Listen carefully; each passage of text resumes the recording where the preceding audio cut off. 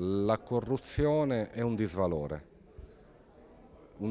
con delle conseguenze sul piano sociale nefaste, perché sottrae risorse al benessere della società, dei cittadini e dei loro bisogni. Così il prefetto di Agrigento, Nicola Diomede, definisce il progetto Prevenzione della corruzione 2.0 Andare oltre l'adempimento, un protocollo d'intesa stipulato stamane tra la prefettura di Agrigento, il comune di Aragona e l'istituto Enrico Fermi.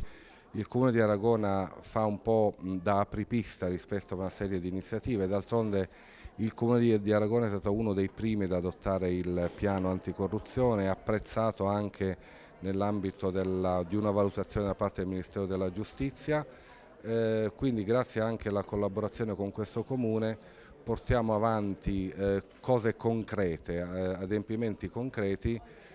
Passiamo da un senso semplicemente di adempimento invece a un momento di maggiore consapevolezza. Un percorso formativo e di sensibilizzazione realizzato nell'ambito del piano triennale di prevenzione della corruzione del Comune di Aragona. Lungo quel percorso che abbiamo attivato circa 2 anni e mezzo fa, attiviamo un momento nuovo, non oserei dire sperimentale, ma che deve diventare a nostro avviso la prassi, cioè il coinvolgimento di quelli che sono gli alunni, l'istituzione scolastica, la collaborazione tra gli enti e quindi l'ente pubblico, il comune, l'ente locale, l'istituzione scolastica e quindi i ragazzi e i docenti, e poi ancora la prefettura che rappresenta il governo. Regole scritte e non scritte che hanno coinvolto gli studenti dell'Istituto Enrico Fermi di Agrigento. Il progetto è stato apprezzato tantissimo dai nostri ragazzi e anche dal collegio dei docenti, perché proprio mette a confronto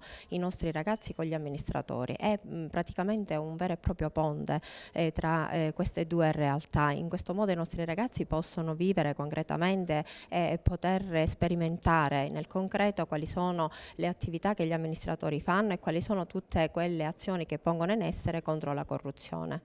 Un progetto per prevenire la corruzione esteso ai giovani. La scuola è protagonista di questo progetto. Tutti noi dobbiamo fare finalmente un salto di qualità rispetto ai percorsi di legalità che da tempo con le forze dell'ordine abbiamo intrapreso. Certo è che è una complessità di norme e di formazione che ai ragazzi serviranno per quando entreranno finalmente nel mondo del lavoro.